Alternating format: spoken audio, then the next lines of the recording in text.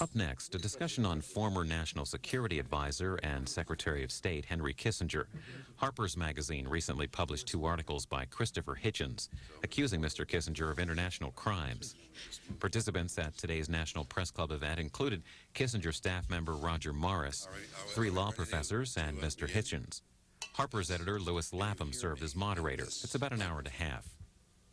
Okay, my name is Louis Lapham. This is a discussion of a 2-part essay appearing in the February and March issue of Harper's Magazine, making the case against Henry Kissinger's record, and written by Christopher Hitchens, who is an author, a columnist for The Nation, author of many books, TV shows, and so on. And we also have Scott Armstrong, another well-known author, formerly the director of the National Security Archive, Stanley Cutler, well-known professor of American history in Wisconsin, the author of many books, most recently of the Nixon tapes and the abuse of power. Roger Morris, who is formerly on the National Security Council with Nixon, again, the author of many books, and most recently I think he's writing one about Las Vegas, if that's correct. Alfred Rubin is the professor of international law at the Fletcher School of Diplomacy in Tufts University, is himself an author of several books, an authority on the old British Empire, is that correct? I think. And the subtext of the discussion this morning is, are we an empire or a democracy? Is there a way, can we behave in the manner of the old Roman Empire and do as we please with the world, drop bombs on people we feel to be communist or seditious in one form or another, or people to be well rid of? In other words, can we behave in an autocratic manner without accountability? That is the record of Mr. Kissinger's career as National Security Advisor and as Secretary of State. Were he a private citizen living in a democracy, he could be brought to justice, conceivably hanged. As a statesman operating under the droit de seigneur of senior statesman, a servant of the American Empire, under the rubric of the Cold War, he escapes all, not censure, but any kind of act of bringing him to account. The piece, the 2 essays written by Christopher in Harper's Magazine present the record of Mr. Kissinger and then raise the question, is it possible to hold such a man accountable? And at the same time, it is raising the question of what kind of country do we think we live in, do we wish to live in? And so, Christopher, you can begin with a brief précis, and then we will work it down the table, starting with Scott and going to Stanley, getting into the questions also of information, what kind of historical record are we making, and does Mr. Kissinger have the right to simply take away from the public domain those records that he feels are too sensitive to be exposed to the American public? And then we will come to Professor Rubin and to Roger Morris. And I hope that we have an audience that is will aggressively ask questions. I would like the various people on the panel to talk for maybe 45 minutes, and then we will open the conversation to questions from the audience, and then I hope that you will address them, your questions, to a specific panelist. and maybe we will have an illuminating morning. You can begin, Christopher. Thank you, Louis. Well, and thank you, ladies and gentlemen, for coming. I'm acutely conscious of, in the first place, having already had my say, so to speak, at some length, and acutely conscious also of being the only one who stands between you and people who have greater expertise than myself. But I thought I would offer you a play on some recent words which you may have been made to memorize. These words are a peaceful, orderly, democratic transition.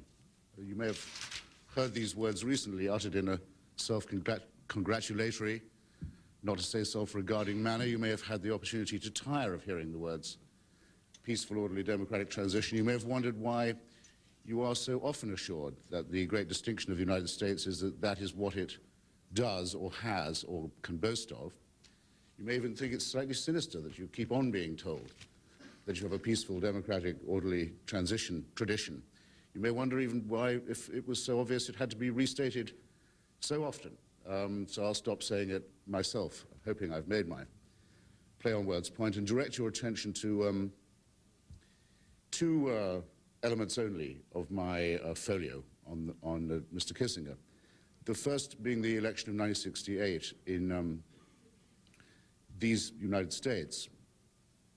If I can make a claim to, not to originality perhaps, but to a certain synthesis in what I've written, it would be this. I think I can say that Harper's has published for the first time the summa of all the available evidence of how that election was undermined, distorted, fixed by a most appalling piece of cynicism by Richard Nixon and others, in the course of which they went to a foreign military dictatorship, negotiated secretly with that dictatorship to undermine the negotiating position of the American government, the United States government, and its legal and visible negotiators in Paris, made an illegal pact and an amoral pact that this foreign military dictatorship would get a better deal from an incoming Republican administration, and in making this pact took out what one might describe euphemistically as a mortgage or lease on another 4 years of an already proven immoral and atrocious war. The combination of the subversion of that election and the extension of that war as the price of the bargain qualified, I think, to be termed, without any overstatement, the single wickedest act in the history of this republic. And it may be doubted whether it quite qualifies under the tradition of a democratic, peaceful, and orderly transition. Certainly of the four people who concerted that policy, Richard Nixon, Attorney General John Mitchell, Vice President Spiro Agnew, and Henry Kissinger, only one has escaped any kind of indictment so far. John Mitchell was the first Attorney General to go to jail. Richard Nixon had to accept a pardon in order to avoid indictment and impeachment, and Spiro Agnew had to cop a plea also. There's only one unindicted co-conspirator still on the loose. I suggest that's a reproach to a country that considers itself to be bound by law and bound by justice. Democratic, peaceful, orderly transition was also the great boast, and rightly so, of the people of Chile, our southern neighbor, a country that has never offended or threatened to offend or had the capacity to offend or threaten the United States. It was distinguished among its hemispheric neighbors precisely by the fact that when its people had voted, their choice formed the next government, and the armed forces or the police or the oligarchy didn't determine that and couldn't intervene in it. And that will remain the state of affairs until 1970, when it was coldly decided at a meeting in Washington held, among others, by Dr. Kissinger, that there was to be no peaceful, democratic, orderly transition in Chile, that the 60-day constitutionally mandated waiting period between the election of a president, in this case Salvador Allende, and his confirmation, inauguration, would be used for a campaign of murder and subversion in order that that transition not occur. And this involved the cold-blooded planning of the murder of General René Schneider, the head of the Chilean Armed Forces, an honorable conservative and constitutionalist officer in a country which, I repeat, was a democracy, that had open diplomatic relations and trade relations with the United States and posed no threat to it. And that murder is now what a lawyer, I think, could decently call a lay-down case. A lay-down case from soup to nuts. We know who commissioned it, who paid for it, who organized it, who shipped the illegal money, who shipped the dirty weapons to Chile to have this done, and who paid the murderers after the crime had been committed. And the same name and the same face recurs throughout. We charge Henry Kissinger with murder for that, and we say that a society that tolerates him is tolerating that too. And that's therefore a big reproach to a society that claims to be bound by law and responsive to justice. And it's of course, an utter cynical negation of all the claims that have been made about democratic, peaceful, orderly transition. As I said, of the 4 people who conducted the election subversion in 1968, only 1 remains unindicted. If you now look at the international scene and see the people with whom Dr. Kissinger was in business during his tenure in office, you will find that almost all of them also are in jail in their own countries or are going there. Of Mr. Kissinger's business and political partners, Mr. Suharto, General Pinochet, General Papadopoulos in Greece, the brigadiers in Bangladesh who committed the assassination of Sheikh Mujib, and quite a number of others are in jail, I'm glad to say, tried in courts, proper courts in their own countries, and condemned to life imprisonment. Once again, the grand exception is the man who made their political careers or military careers possible, and he dwells as an honored citizen among us, and we say, too, that that is a reproach to any society that considers itself internationally law-bound or responsive to the claims of justice on the international scale.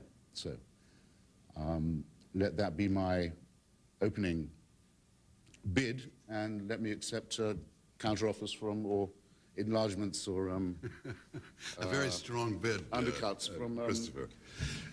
These distinguished gentlemen. Thank you. Scott? Christopher, I'm not sure this is directly responsive to your bid, but I think I share with you and everyone here a deep concern about accountability in public service. It is a given to me that without high-quality public servants, we will not have even the mere bones of government that we now have. I encourage people that I meet, young people, to go into government. I encourage them to get the experience. I encourage them to persevere. I've even been known to congratulate senior officials on their departure from government, usually for what they don't do, and usually a catalog that I can relay to them about their failure to act in a way that was suggested that would have been worse than what they did. And I find often that they're surprised to be thanked, that they rarely are thanked except by the corporate interests that they're expected to represent. The difficulty of accountability, it seems to me, is that if we don't have an accountability for the past, we will not have people willing to serve in the future. We must make some arrangements and document them that will allow, I think, the debate that we'll have here today to be more clearly focused on individual service. It is a dangerous, violent world out there. We're often told that what public official can avoid regional conflicts, ethnic cleansing, the difficulties and harsh realities that national security decision-making, as it's put forward, is by every administration, which generally seems to me to mean arguments to protect American interests that are not necessarily the interests of the American people, except by virtue of their investment in a corporate society. And these difficulties with dealing with a political leadership that is elected to protect these interests is most dramatically presented in Kissinger's case. There is an adage that I'm afraid we are likely to invert. The adage is to make the punishment fit the crime, and I think now we sometimes are in danger of making the crime fit the punishment. Mr. Kissinger is in the parlance of street protest of the 60s, is already known as a war criminal. we're prepared to punish him as such. Now we find ourselves ordering our facts in order to construct the crimes with which we're prepared, for which we are already prepared to punish him. I have some caution about this. These are not unique actions. They were not covert. They are not Oliver North type government out of control. These, in fact, were very singular in their arrogance. They were openly contemptuous of many constitutional niceties. And Henry Kissinger and those about him were very much in control. These were deliberate manipulations of the levers of power. And it is very much that Henry Kissinger was in the loop. He defined the loop. And Christopher's indictment, if I can call it that, is of an entire administration, stretched by the Nixon resignation into 2 administrations. And those who served with him, above him, across the Potomac, and even in Congress, bear similar measures of responsibility. So what are we to do if we are not just to throw the term war criminal around loosely? We must dig out, analyze, and order the facts, the documentary record, and the forensic explanations that are offered by Mr. Kissinger, by Mr. Nixon, and by virtually every other member of that administration. It is in the bureaucratic context that we find this most interesting, and Henry Kissinger has done something quite remarkable. He's taken the most important of his papers, and he has hidden them in plain sight. He has installed them in the Library of Congress under a deed which makes them inaccessible until the year 2001, or 5 years after his death, and which means no matter how tragic his life may be this year, we're not going to be looking at those for another 5 years. They include authentic telephone transcripts of virtually every important meeting he had. The case that in which this was litigated, the appropriateness of taking government records and putting them into the Library of Congress, is Kissinger against the Reporters Committee. The other plaintiffs were the Military Audit Project and one William Safire of the New York Times. By an unusual majority that actually only had, depending on how you read the opinions, 4 members. It included 2 concurrences and a partial concurrence, and 2 abstentions. We have established a rule of law that allows one to put one's papers out of the reach of the public. General Haig did this. Caspar Weinberger did this. In fact, Caspar Weinberger did it and was indicted for it before he was pardoned by President Bush, because it was seen as an act of deliberate attempt to obstruct justice. The difficulty we now have is that there is an ongoing investigation of General Pinochet. The FBI has been pursuing this more actively than has been publicly reported, but even public reports acknowledge that there's now enough information to indict in the United States General Pinochet. However, the best evidence is evidence that's in the Library of Congress. The FBI is getting that evidence and is getting some access to it, but it has to negotiate with Henry Kissinger's lawyers. These are government records that the United States government, in a criminal investigation, is negotiating access to. There are a variety of things that Kissinger has done that we will find, I think, elucidated by these materials. But the most important aspect is that his staff and he have had complete access to this material. And with a very carefully selected and shaped account, Henry Kissinger has put himself beyond the control of his history, beyond the memory of those who might refute it. It will be very unlikely that in 5 years this material will be accessible. The Library of Congress has conspired to some degree to support this. What are we to do now? How do we approach this? I don't think there are simple answers. We'll hear, I'm sure, in a minute about crimes against humanity and international prosecutions.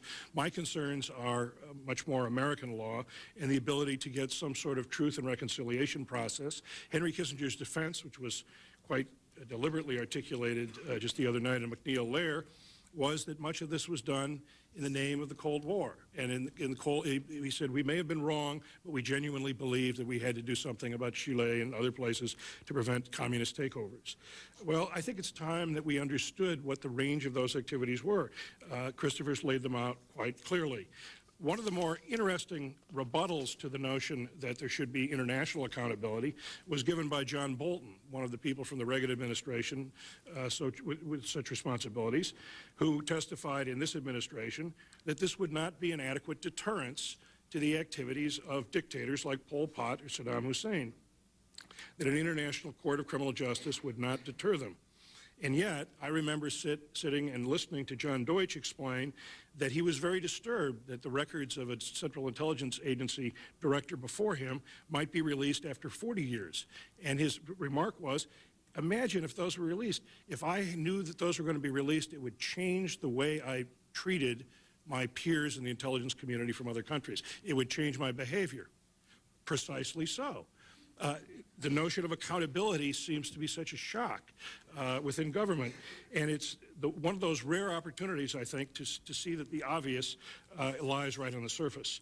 And so the empirical issues of chain of command, claims of responsibility, efforts to affect the outcome, the very things that we see in government decision-making are now something that we have an opportunity and I think a responsibility to demand and to call for. Whether it's done by legislation, whether it's done by a commission, I fear a commission and who would appoint a commission, but there needs to be some mechanisms of accountability to lay out the record and complete it that Christopher's begun to describe. Stanley? Okay, well, Scott touched on some of the issues I wanted to mention, but reiterate a few of them. First of all, the problem with Christopher's indictment here is that Senator Helms has made it clear that he will block any treaty that would turn any American over to foreigners for war crimes trials. I suspect that Senator Helms might like to make an exception for Henry Kissinger, but not necessarily on Christopher Hitchens' grounds, but ones reflecting his own prejudices and own agenda. Let me just say a few words briefly about the work. It's quite devastating, I think. It's built on a lot of first-rate digging into primary sources, paralleling, I would tell you, a lot of the work that's going on in the scholarly history community these days. You know, the director of the Nixon Library has always argued, just wait till all the good stuff comes out and Nixon's reputation will be rehabilitated. Well, perhaps you're not aware, but there are books, let's say now, on Nixon and the economy, Nixon and agriculture, Nixon in Vietnam, and so forth, all of you which making extensive use of the Nixon papers, which include things of Henry Kissinger as well. And I will tell you, he ain't doing so well. It's very, very clear, I think, where this historical record is going. It would take massive revisionism to turn it around, and I just don't see that in the cards. It's interesting that Christopher touched on a number of issues. There's work on that's been done on Vietnam, some on Chile, but no work on Cyprus among historians, nothing on Bangladesh, and nothing, of course, on the distinguished gentleman from Greece, Elias P. Dimitrakopoulos, of whom Christopher wrote at length, and what happened to him here. Parenthetically, I'd like to just say that when I interviewed John Mitchell a number of years ago, I asked him about Dimitrakopoulos and what he knew about that. This is the man that Christopher points out in the article, whom somebody reported was livid with Dimitrakopoulos and was going to get him and so forth. He told me he was in a very serious mood that day. That was the day that he gave me an advance peek into the notion that there was a prostitute call ring at the Democratic National Headquarters, and John Dean masterminded the whole Watergate break-in, for whom he has an audience of one, namely G. Gordon Liddy.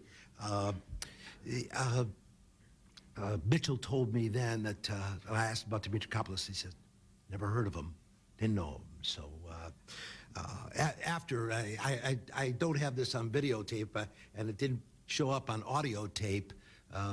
When he explained to me his whole notion of Dean masterminding Watergate, I said to him, I said, you can't be serious, and he just winked at me, but I can't record that on audio tape, unfortunately. When we talk about Kissinger's crimes and so forth, one of the things that I think that we have to remember here is that Kissinger was the National Security Advisor. He subsequently became Secretary of State. Now, he bears a great deal of responsibility that things were done, but I'm still a great believer that responsibility begins really at the very top. And if we're going to talk about Kissinger here, we're going to have to talk very, very much about Richard Nixon's culpability in all this. But as Christopher said, Richard Nixon had his comeuppance in terms of the resignation, Spiro Agnew, Mitchell. But you know, the responsibility and accountability is very widespread. Scott briefly alluded to this. What about leaders in Congress? I've always been bemused by this notion of the secret bombing of Laos that wasn't so secret. Congressional leadership knew about that. It's very interesting when they come down to the impeachment articles against Nixon that there is a proposal to impeach him on the grounds of the secret bombing of Laos. But the leadership gets that one withdrawn because they know their own culpability in that matter and their own the need for accountability to them as well. So these are not isolated acts. They permeate as, quote, policy, unquote, and as justified in the name of the Cold War. But it's on a very, very broad level. You know, lest anyone think, in case anyone has forgotten, that Kissinger and believes that Kissinger's critics are all to the left or liberals or something, I would remind you that on the right in this country, there has long been a very, very strong distrust of Henry Kissinger. There's a whole literature, I mean, this belongs in the realm of kookdom, about Kissinger being really Colonel Bohr, who was a secret Soviet agent and so forth. That I dismiss. But I don't think so dismissible is a man such as Elmo Zumwalt, who was the naval commander, of whom who gave us that unforgettable remark about the Paris peace accords. He said there are two words that characterize the Paris peace accords: that they were not, you know, it was peace with honor. He said there was the two things that stand out. It was neither peace nor honor involved in those accords. But he wrote in his memoirs, "I had first become concerned many months before the June 1972 burglary, Watergate, about the deliberate, systematic, and unfortunately extremely successful efforts of the President, Henry Kissinger, and a few subordinate members of their inner circle to conceal, sometimes by simple silence, more often by articulate deceit, their real policies about the most critical matters of national security. The President, Kissinger, and a few subordinate members of their inner circle to conceal, sometimes by simple silence, more often by articulate deceit, their real policies about the most critical matters of national security." That great leaker, Alexander Haig, didn't like them either. I've always believed that Haig had a strong part in the Joint Chiefs of Staff spying on Kissinger.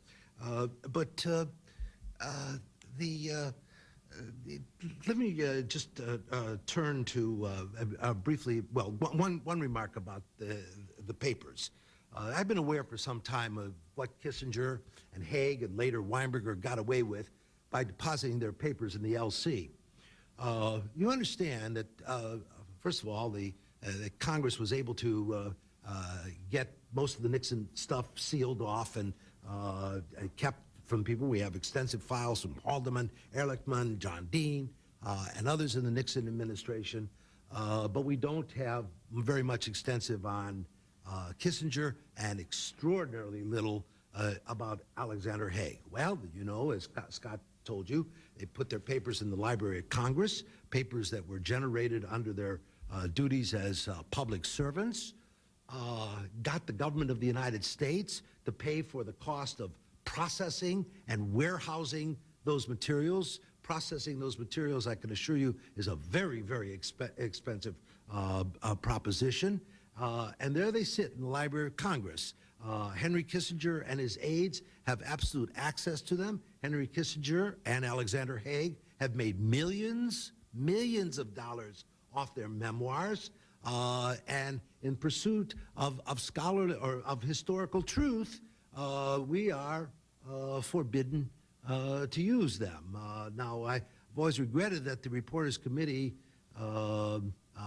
failed to liberate those materials.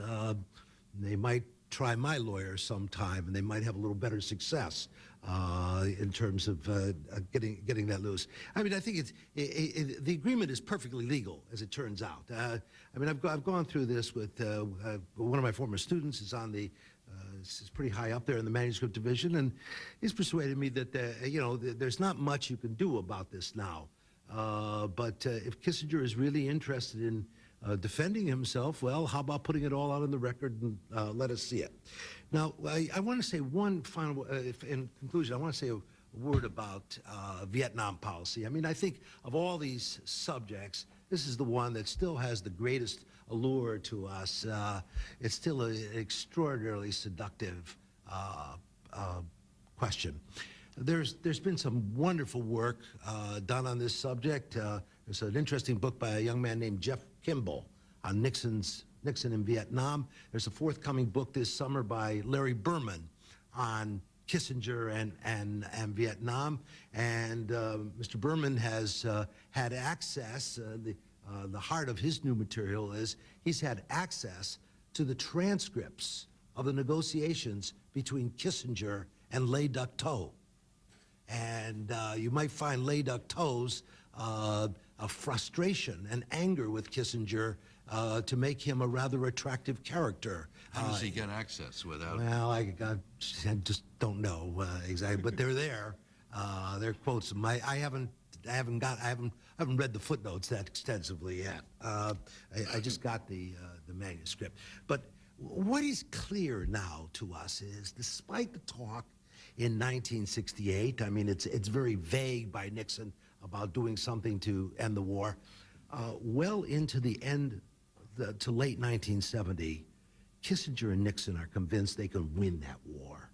They can win that war. But by late 1970, Nixon becomes concerned because of the domestic situation in the United States.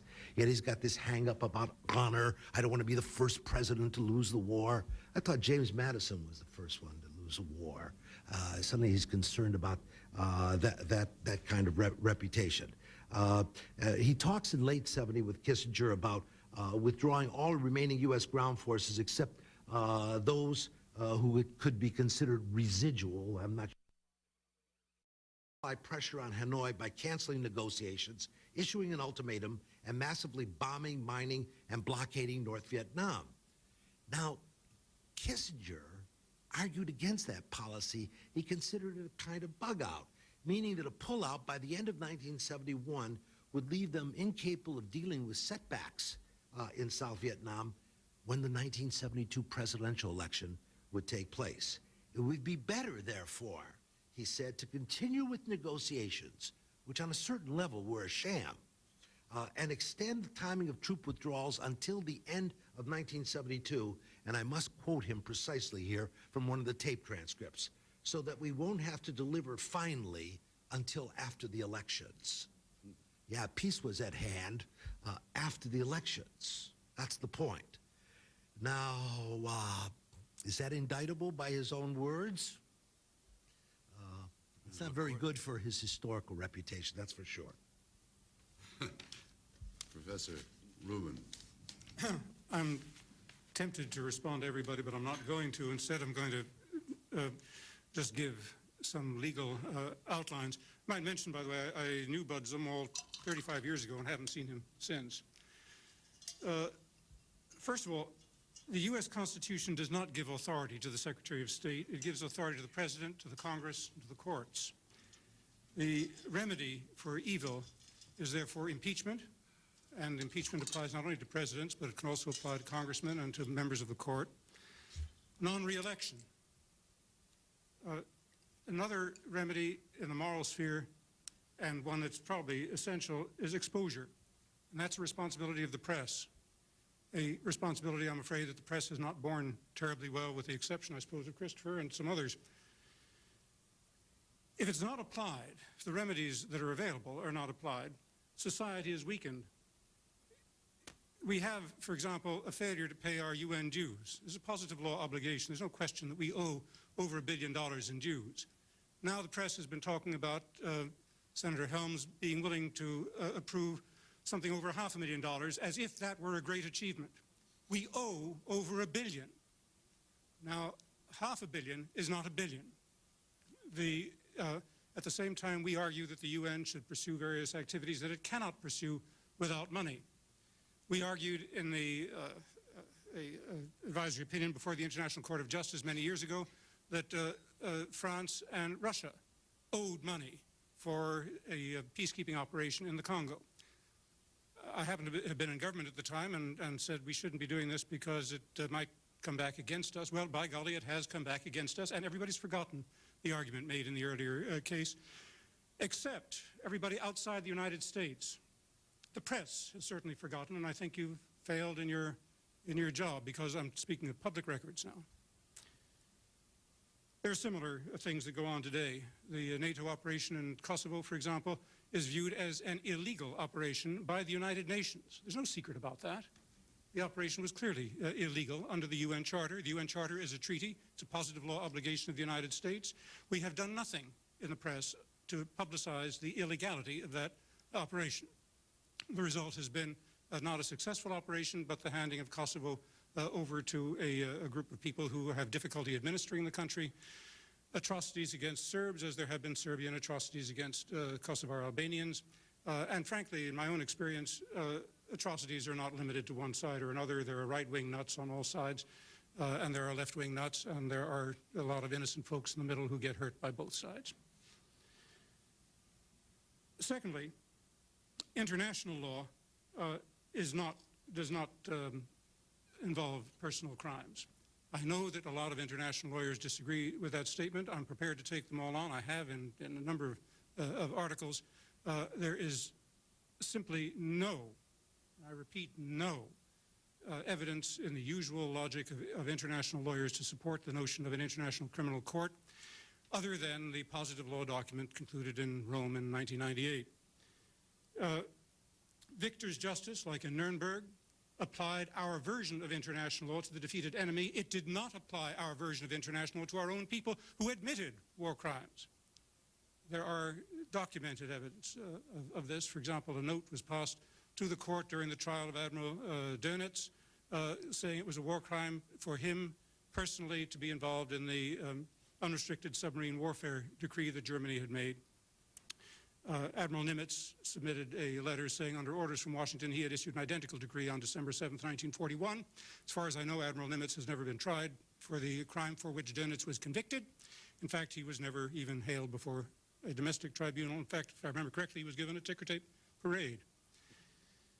The notion that an international criminal court will work, therefore, assumes that we are prepared to have our people tried for the same things that we say others violate international law by doing. It has never, never happened except in Victor's justice courts.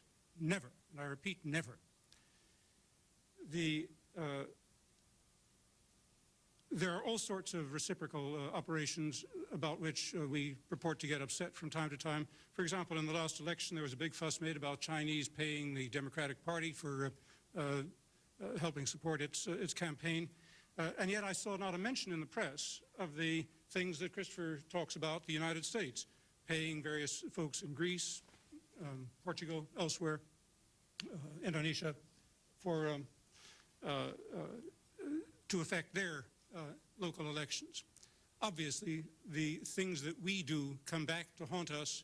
We fuss about them when they're against our the perceived interest of those who are fussing. We do not fuss about them when those people sort of neglect the rules of reciprocity.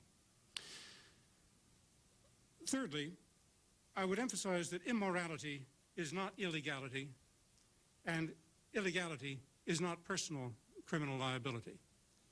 As a matter of, first of all, the word justice is not a word in the legal order, it's a word in the moral order. Aristotle wrote a book about it, actually, Nicomachean Ethics. Ethics is the Greek word that's equivalent to mores in Latin, which is frequently translated practices or justice, morality. Aristotle wrote that there are at least 3 different kinds of justice: commutative justice, distributive justice, rectificatory justice. He didn't mention retributive justice. There are many other categories of justice. There are probably a dozen or more. But when we speak of justice, therefore, it behooves us to understand what we're talking about. Some people will never be satisfied that justice is done until the world is emptied of everybody but themselves and their family or their tribe.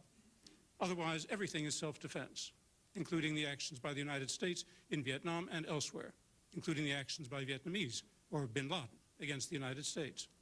These are regarded as divine law decrees in the interest of justice as defined by the people who blasphemously attribute to God their own interpretations. I say it's blasphemous because by all religions that I know of, including the Muslim religion, it is blasphemous to presume to know the will of God. And yet we're surrounded with people who know that will, who claim to know that will. I might say before going on, one of the notions I tell my students right away is I know I'm fallible because I'm a younger brother. I knew when I was 3 years old that my big brother, who was 6 years old, was infallible, and he made it quite clear that I was fallible. From that lesson, this evolves over time, of course. When you're 14, your parents become fallible, and you become infallible. By the time you're 20, they've learned a great deal. In any event, from this flow two corollaries. One, if I'm fallible, it's likely that you are too. I don't know that you are, but it's likely. Second, assuming that you can convince me that you're infallible, I might be wrong because I'm fallible. Therefore, I would never accept the word of Jerry Falwell or Henry Kissinger or anybody else as to anything, whether or not I can check the primary sources, because I'm fallible. The moral remedy, therefore, for these moral delicts, for the lack of perceived justice, is not a criminal trial. The moral remedy is shunning somebody. It's exposure. Exposure has been the role of the press, the media in the United States. It has failed. Mr. Kissinger is getting, as I understand it, about $30,000 per speech. Who's paying him? Has there been no fuss about the people who are paying him? Why is there not an outcry of those whose moral level is so poor that they pay Kissinger $30,000 for an appearance? Other remedies are truth and reconciliation commissions. There's been no talk in the United States that I know of a truth commission. Exposure is the job of the press. I would argue that to conceal the primary evidence in the Library of Congress or elsewhere is not only legal, but in criminal actions in the United States, we have a privilege against self-incrimination. It seems to me that that privilege in self-incrimination indicates, among other things, a weakness of applying criminal law remedies, even domestic criminal law remedies where they might exist, to these matters. These are political faults. These are things that demand exposure.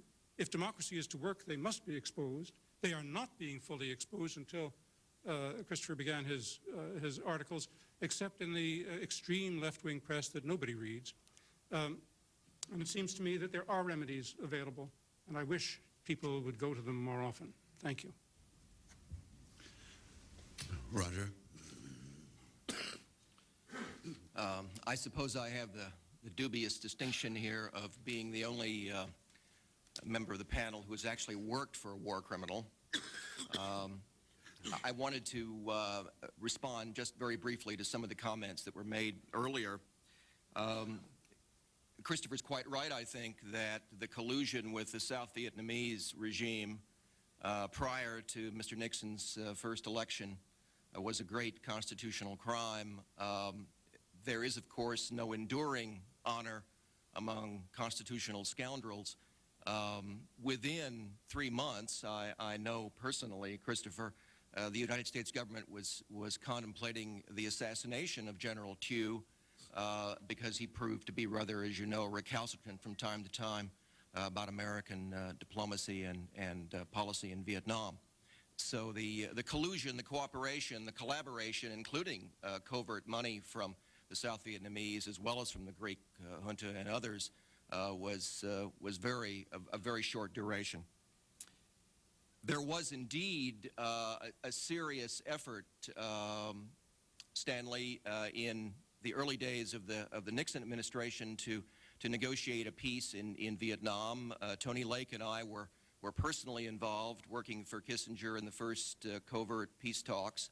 Covert in the sense that they were unknown even to the Secretary of State or the Secretary of Defense, anyone else outside the White House in Paris. We took elaborate precautions to avoid surveillance, not by the Soviets or the Chinese or any other power, but by the American government to conduct those negotiations. And there was on the table in the early spring of 1970 a negotiated withdrawal of all American forces by the end of the year, by the end of 1970.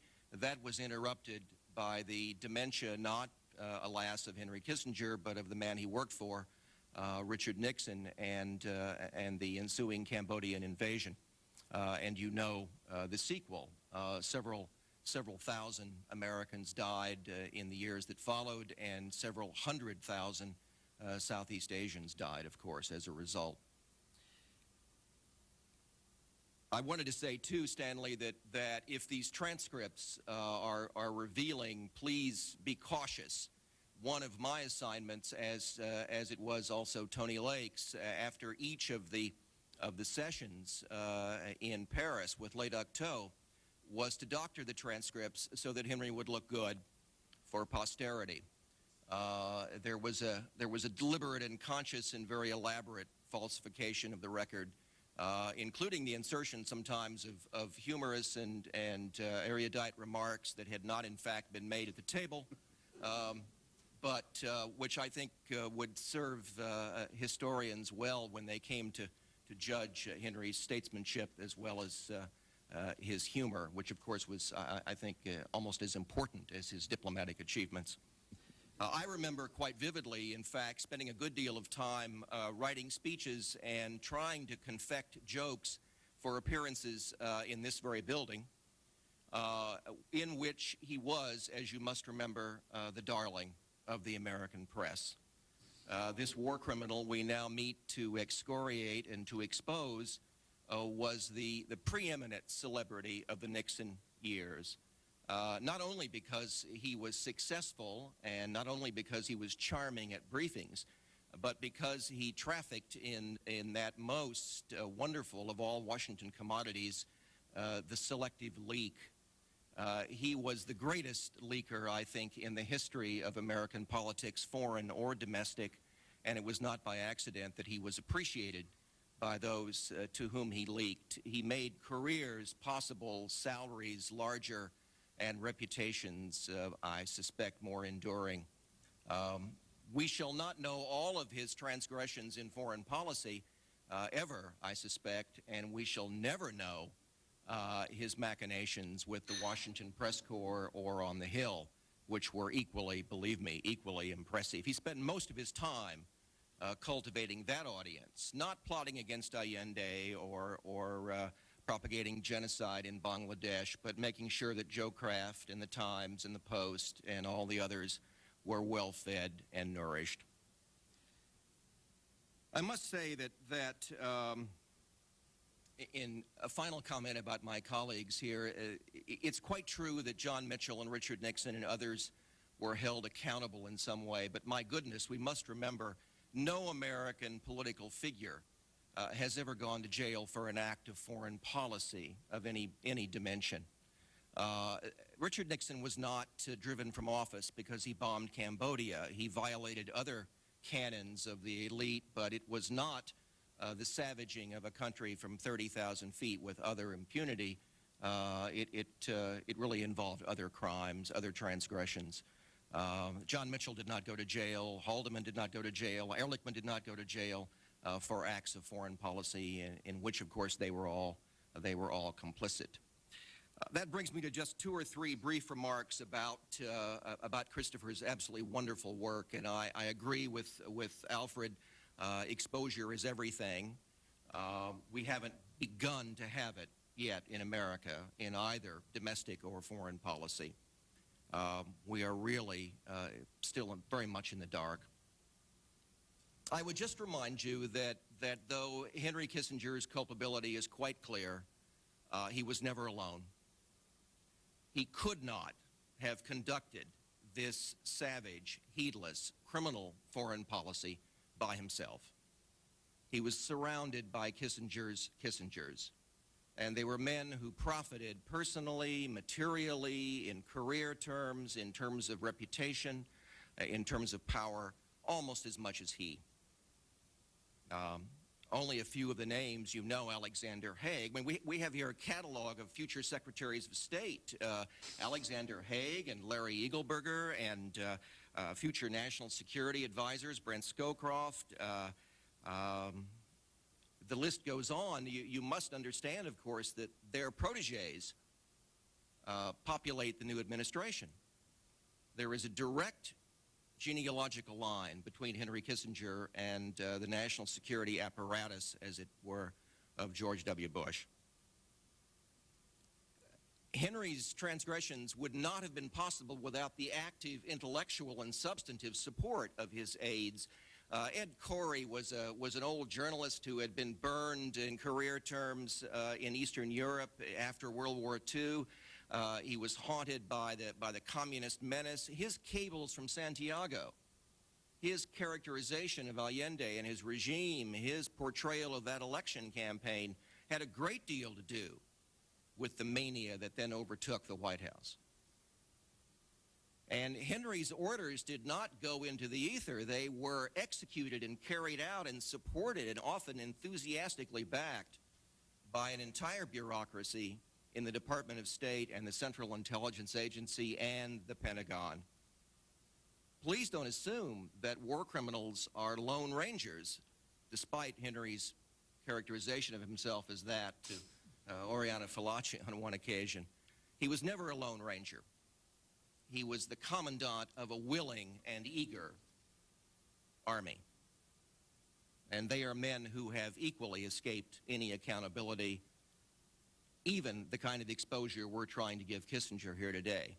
And they all went on, not only to new power, but to wonderful lives of respect and sinecure and pensions and academic postings, et cetera, et cetera, et cetera. Henry's not the only one who is honored by our culture. His men were as well, and many of them are still alive. I must just say that this strikes me as very encouraging that you have come in such numbers this morning. I'm not generally optimistic about the issue of accountability in American foreign policy. I think there is no area, to paraphrase one of Lewis's wonderful books, there is no area in which there is a greater wish for kings in American life than in the conduct of our foreign relations. Henry Kissinger reflected then, as I think his successors have reflected, the overwhelming urges and prejudices of the American people. The racism that was reflected in our policy in Southeast Asia was a racism deeply embedded in American society. Henry was not an aberration. He was a kid from George Washington High in the Bronx, and I need not remind you, Harvard. And he reflected the values and the inner ethic, the often unspoken inner ethic of our most revered institutions. He got away with it not because he was some sly magician or some skillful manipulator. He got away with it because he reflected so often what so many of his peers, those above and below and around him, felt in the press, in Congress, in the executive branch, in the bureaucracy, in the political world, in the intellectual world, in academia. He was quintessentially, in his savagery toward the outside world, his heedlessness, his imperial mentality, reflective of very powerful strains in American life, and we must not forget that. He was not apart from the main. Though we now single him out for responsibility, the responsibility, of course, ultimately is ours. Thanks. So, very good. Christopher, a closing word or a comment on each of the remarks, and then we can turn it over to questions. Well, I'm just delighted that the other panelists have so much materialized the way in which, how should we put it, Harper's plays for very high stakes. We're not just talking about justice, in other words, today, ladies and gentlemen, but also about freedom of information and the historical record. So these are not minor potatoes. And therefore, in seeking to clarify a case against a successful example of the criminal type in politics, and to say that that's a reproach to what we think of as the prevailing standards, we also demand that the record become open and that the historical record be inspected, because it belongs to us. It's been annexed. Chunks of it have been sawn off and made into private property and converted for private use, with appalling distortions. I'll give you one example only. The word Timor, T-I-M-O-R, significant of a country in Asia, a whole country and whole society and culture, utterly devastated by Henry Kissinger's attentions, does not appear in his own memoirs, out of which he's made a fortune, and which he qualified himself to write by having been Secretary of State. But it's up to him what is going to be included in that record or not. This is a fantastic abuse, not just of the free information process, but also of the historical record itself, and demands redress. Now, I'm also very glad that Roger turned the fire a little on my own profession. It's appalling to me that Henry Kissinger should appear in the mass media not as, I don't insist he appears in an orange jumpsuit at all times, though, well, I'll step lightly over that, but more often as an independent and objective commentator than as a subject of scrutiny. In other words, his opinion and advice are sought as if they were neutral by people like Ted Koppel and by people like Jim Lehrer and so on, by the Los Angeles Times op-ed page and the op-ed page of our own hometown rag, the Washington Post, which had to be written to, I think, perhaps 50 times by groups of congressmen and others before it would identify Mr. Kissinger as other than a former Secretary of State, when he was writing about business relations with China, in which he had a direct interest. It took a long time to get the Washington Post to add that tagline, simply that the author of this piece has an interest in the outcome of the argument. There's a great cause for reproach, in other words, in our profession of having failed to do this. And finally, since we may as well leave no one standing while we're about it, implied in everything I've written is a rebuke to the fantastically complacent and overfed community, the American human rights set. I believe if you lived in New York or Washington, and you were a member of any committee on human rights of any sort, you probably need never dine alone. Almost every night of the week, someone is giving another member of this community a human rights award for their brave work on, as it might be, Sri Lanka or the Taliban. And only the other day I saw Arya Nair, who must be the absolute czar and pope of this community, writing a long and thoughtful, ruminative piece, grazing on the lower slopes of international morality. In the New York Review of Books, the question before him was, how should we deal with the monsters of this world? What, for example, to do to bring Slobodan Milosevic to justice? And so on. And I read a page through, not a word. Within a few blocks of where he was writing this article in Midtown Manhattan sits the proper object of his attentions. And until this Caliban and mirror relationship can be brought into a finer alignment, it seems to me a mockery is made of all the customary standards by which our press and human rights and freedom of information and historical truth seminars are carried on. Well, thank you anyway. Thanks. We have questions. We have about half an hour. I think you have to get close to a microphone if you're going to ask a question. So, and please direct the question at whichever panelist you feel best suited to answer it.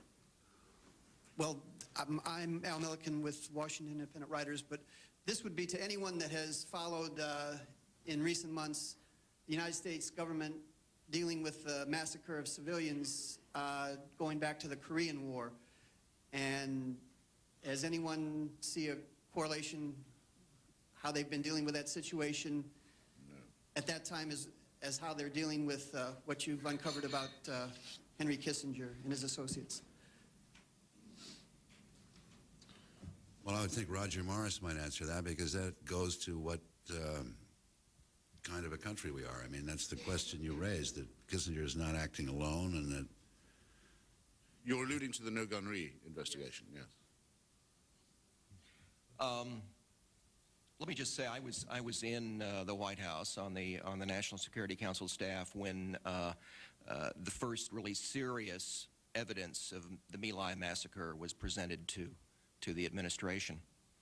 And like all these matters, it was not viewed, I'm afraid, in moral or legal terms. It was not even viewed essentially in diplomatic terms for what it might mean in terms of the conduct of the war in Southeast Asia, but rather as a domestic political problem.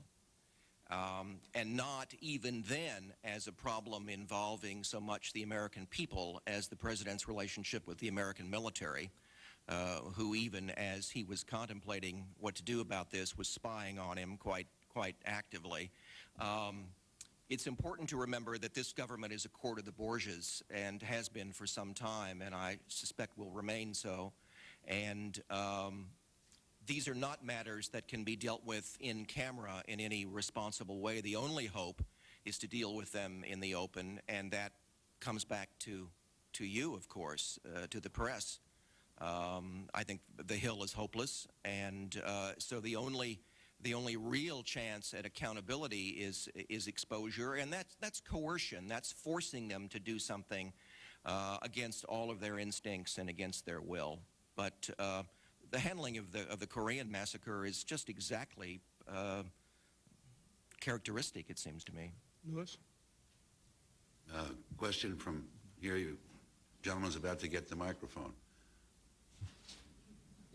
I wonder if one of you would discuss, I mean, the issue of sovereign immunity, which is really what we're talking about. So there's a subtext here, which probably needs some legal discussion and perhaps the more. First of all,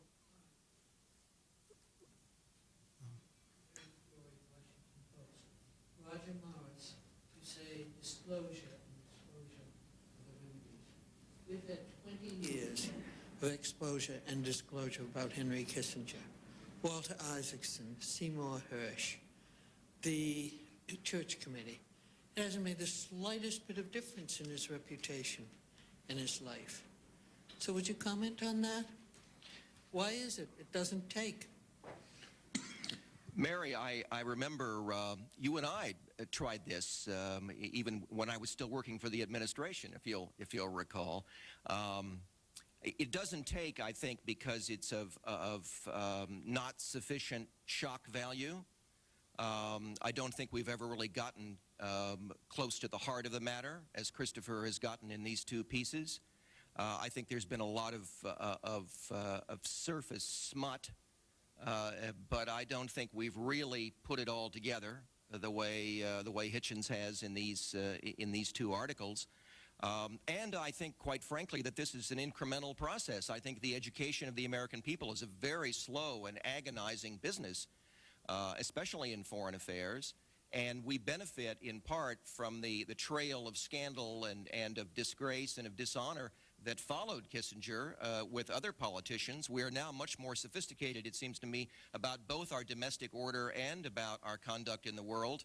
It doesn't seem hopeless that we would come at some point to a reckoning. So I don't count the failure of previous expose or disclosure as all that decisive. I think it is incremental, and I think we need a great deal more. Could we have Professor Rubin on that question, because this is about exposure and this is your remedy? Well, let me answer two questions then. First, with regard to exposure, the U.S. has been notoriously two-faced about it. For example, we argued for command responsibility in the so-called Yamashita case after the Second World War, where an American military commission held Admiral Yamashita had violated international law by not controlling the troops that were notionally, at least in some distant way, under his command in Manila. But we acquitted Captain Medina after the My Lai massacre under a charge that was totally inconsistent with the earlier Yamashita case. We tend not to try our own people for doing the things that we blame others for doing. Same thing is going on in Nogunri. We understand why our people, to save their own lives, shot a lot of innocent civilians. We don't understand why the other side might shoot a lot of innocent civilians to save what they fancy to be their amour propre or whatever. As far as sovereign immunity is concerned, the American courts have been notoriously confused about it, and the reasons lie in, well, way back. You may remember in the American Journal of International Law, this was discussed in 1975 or 76 when the Foreign Sovereign Immunities Act was, before it was passed. The only edition of the proceedings of the American Society in which those who spoke from the floor are not identified by name.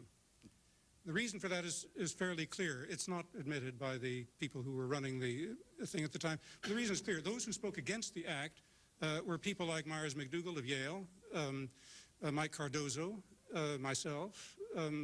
Not that that matters very much, but anyhow, there were a number of people who spoke against the act, saying it wouldn't work the way it's planned, but Monroe Lee was behind it, and he was the legal advisor, and that was that.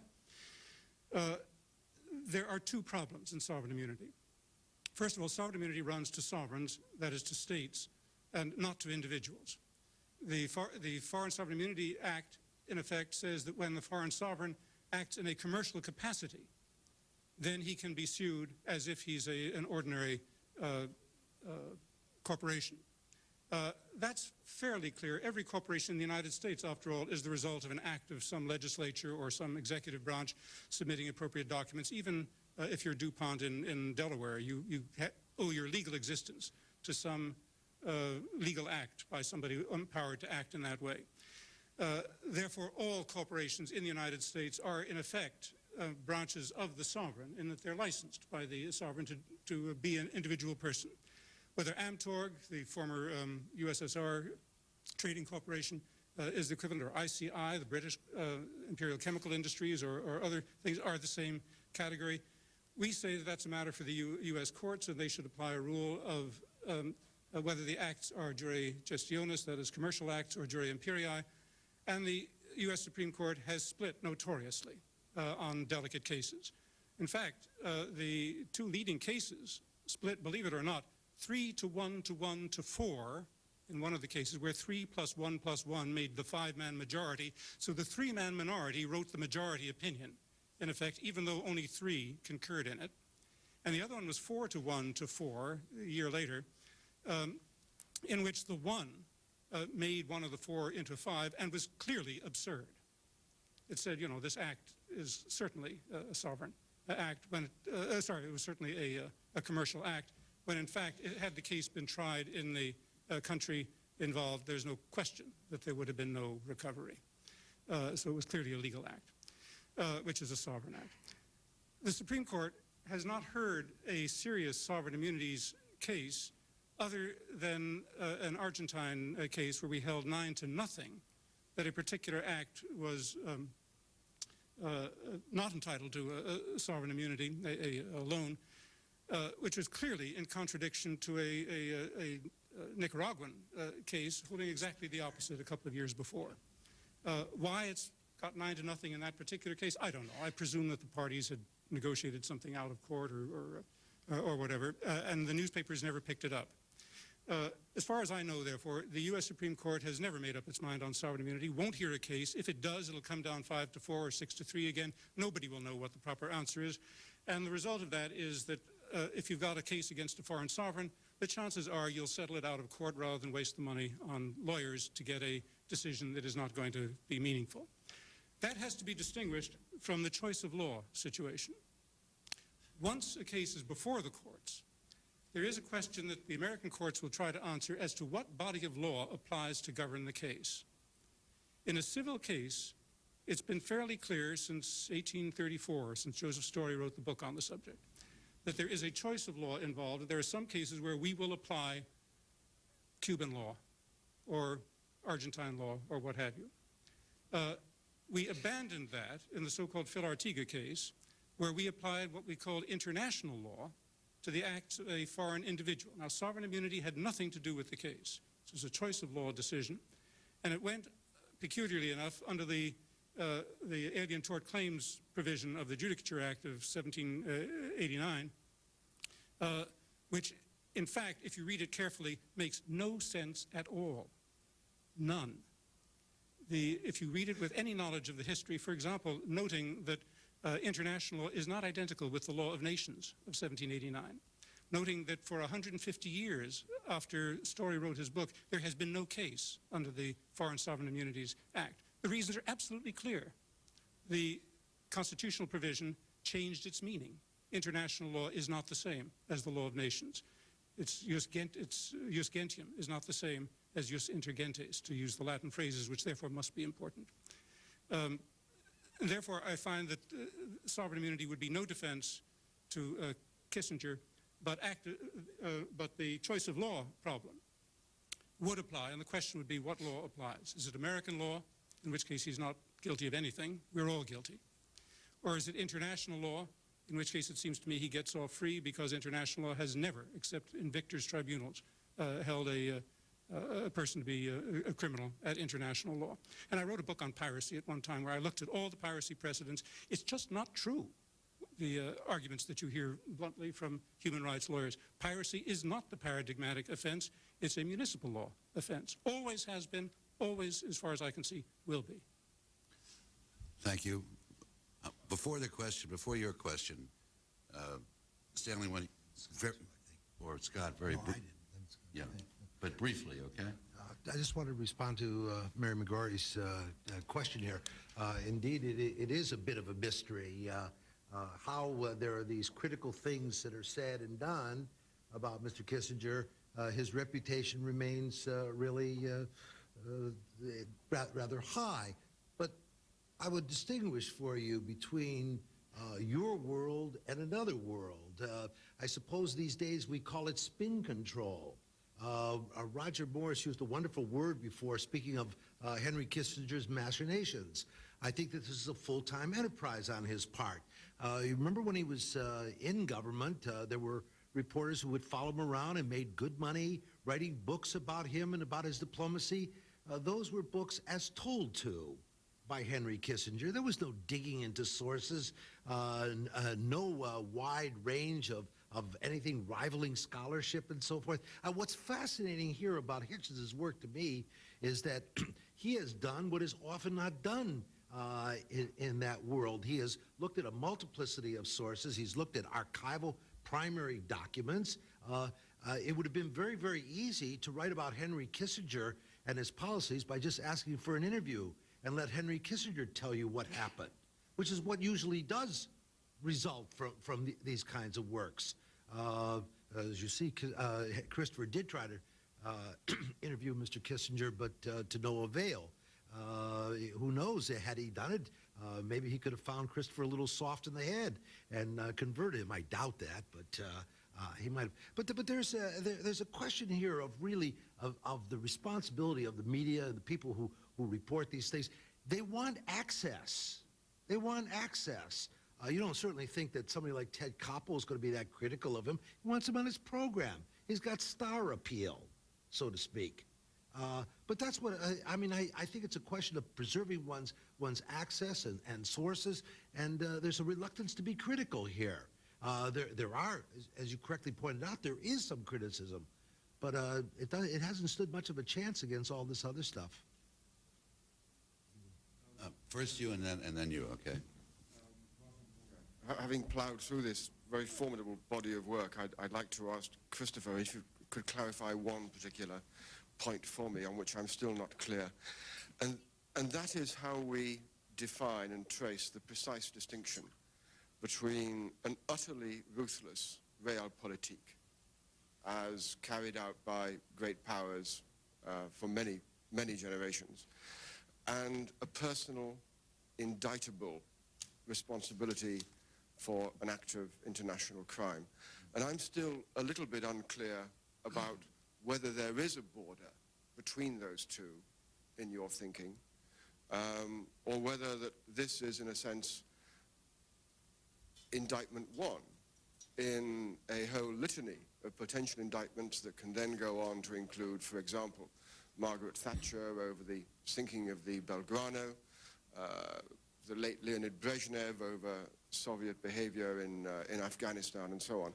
Are you arguing that there is something about the Kissinger record that is unique, above and beyond, and wicked, beyond the ordinary wickedness of superpowers and realpolitik?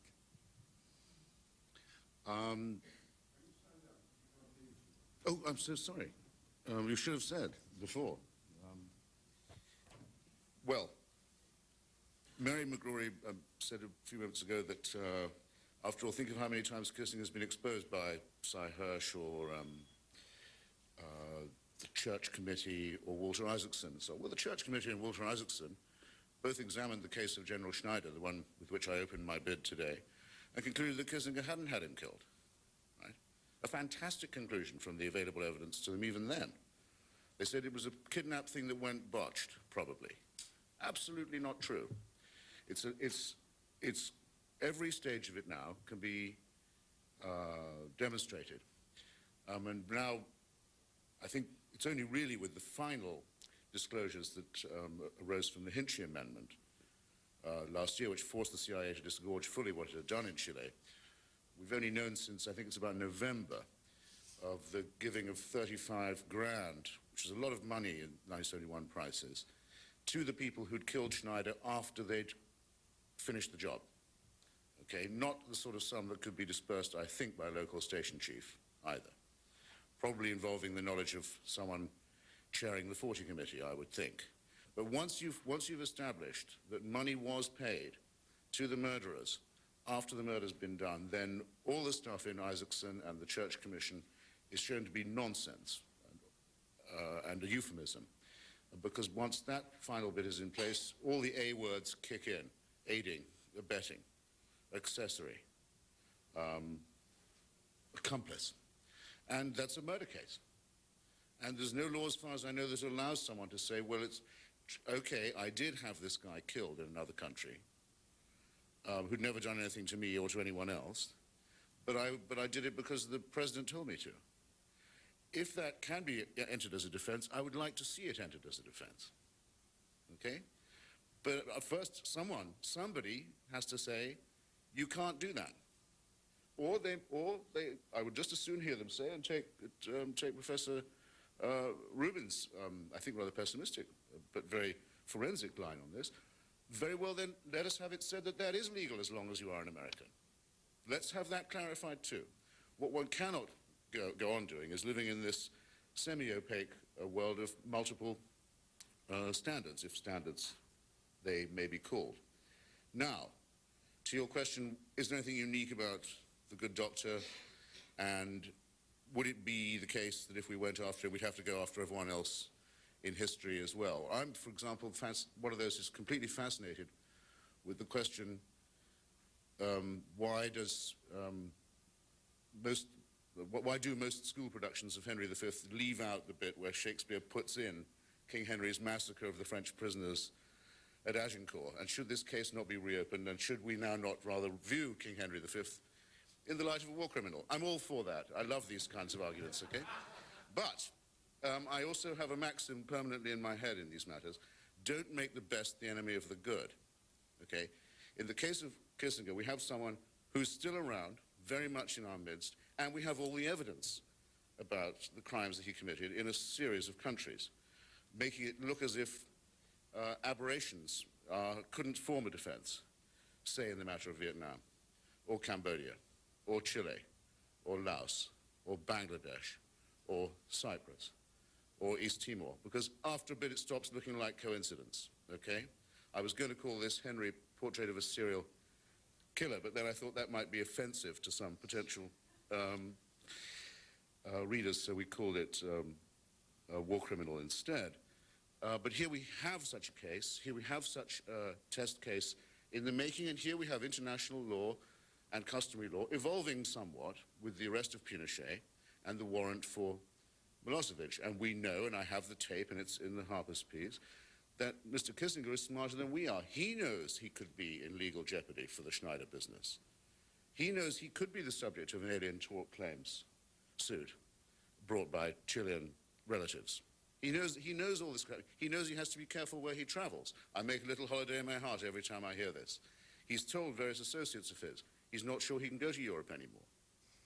Okay? He's only welcome in certain rather grungy salons in New York these days. It's not punishment enough, in my view. I think we should proceed further with it. So that's my answer to that. Something to that. So, under the extradition laws of the United States, we do not have any exception for American nationals. Unlike Chile, where we said they had an obligation, or Libya, where there's no extradition treaty, the U.S. has extradition treaties with many countries, including Spain, and we do not accept American nationals from their operation. Therefore, if any Latin American, well, I don't know about Latin American countries, but if many countries in Europe would like, or elsewhere, would like to extradite Henry Kissinger, they can bring a case right now in an American court, and I'll bet you that Henry Kissinger knows all about that. Before I'm going to ask this woman here, before I ask, before you ask the question, Martin, I would think one of the things that's unique about Kissinger is how small the stakes are. I mean, it's usually about his own career. He's prepared, as opposed to the ruthless realpolitik, which is for reasons of the state or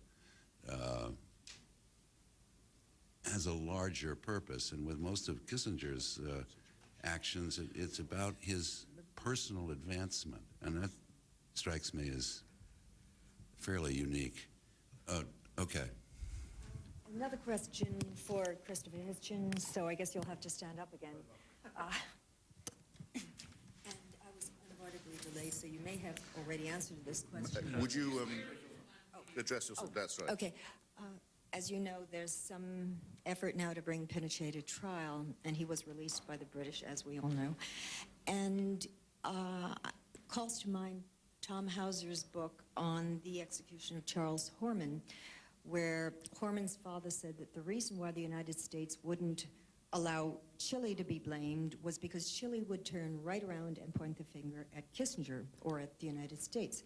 Do you think that the release of Chile, of former President Pinochet from England, and the fact that he may be now described as unfit to stand trial is an effort to protect those in this country who, one could say, created Pinochet or certainly subsidized him?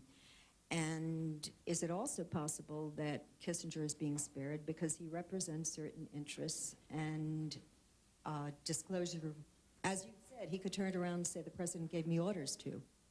That's a fairly complex question, but I know you can get to the core of it. But I think I understand the grammar of the question. For example, well, there are two things. One is Kissinger's suborning of murder in Chile helps bring to power a government in Chile which repays the United States, so to speak, if we can confuse the United States and Henry Kissinger for a second, which I admit is an obscenity, but just for the vernacular purposes, repays the United States in the same coin by letting off a car bomb a few hundred yards from here at rush hour, which kills Orlando Letelier, our late and great comrade, and his American citizen friend and driver, Ronnie Moffett. That's still illegal in the United States, by the way. You can't let off car bombs at rush hour in downtown Washington, D.C., especially not if there's an American citizen being killed. That's still, there's no law that says you can do that.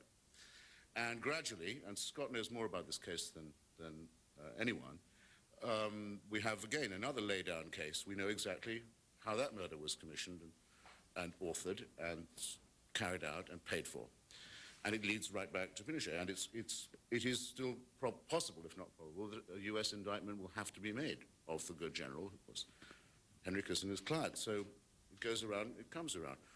These two skeins of investigation also do touch upon the material that he has tried to sequester in the Library of Congress.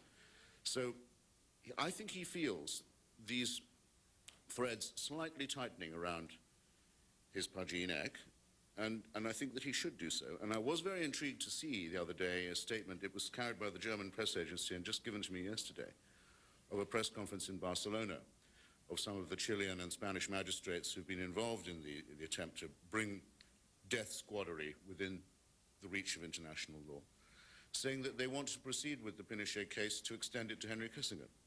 It's the logical next step, because Pinochet, as a torturer and assassin and author of disappearances and kidnaps and murders and so on, was, after all, not acting on his own, was acting as the instrument of a certain policy by a certain superpower, the threads of which ran through a certain fist.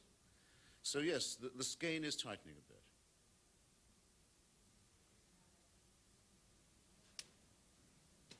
Do we have another question? For Mr. Morris, Jesus Esquivel from the Mexican News Agency. My question is about Chile, too. It's so frustrating for Latin American journalists as myself when you go to the State Department or the White House to ask questions about the documents that have been released on the case of Mr. Pinochet and the involvement of Mr. Henry Kissinger. The answer is always, it's a matter of national security, and they don't want to put in risk that national security. My basic question to you is really a risk of the national security of the United States given names or putting or taking off those black ink over the lines of those documents, or is it just a matter of trying to defend personalities as Mr. Henry Kissinger? I must say, in my experience, there are very, very few matters that are withheld from the American public or the Congress or from history in the redacted documents that are genuinely matters of national security. It would be hard to estimate, but I would say 90 to 95% of the secrets kept by the American government are secrets of expedience and political convenience, usually attendant on the administration in power, but sometimes the reputations of people who are still powerful, like Henry Kissinger, so that his successors would, in their own interest, of course, and as part of the club mentality that obtains here, try to prevent the release of incriminating documents. This is, as a famous governor of ours in New Mexico once said, a whole box full of Pandoras.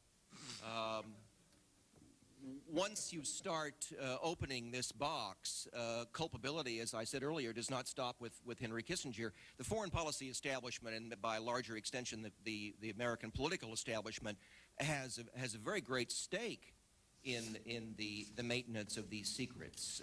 And Henry's secrets, as Christopher begins to suggest, curl far beyond murder and mayhem and genocide and great crimes of state. They curl back to corporate and other collusions that are with us even today. Ultimately, what's at stake here is not the national security, but national profit. And a good deal of money was made. The foundation for the current oligarchy that prevails in American policy today, foreign and domestic, was laid during the Nixon years. So these are very momentous matters, but don't let anybody tell you that it's authentic national security. That's nonsense. This is self-protection, but until we change our methods of governance, you're stuck with it. I think we have to stop. We've come to 11 o'clock, and we could go a long time, but I'm grateful to the panelists. I'm grateful to Christopher. I would like and admire all the people on the panel. I'm sorry I can't hear more from them, but I'm also grateful to all of you for coming. Thank you very, very much.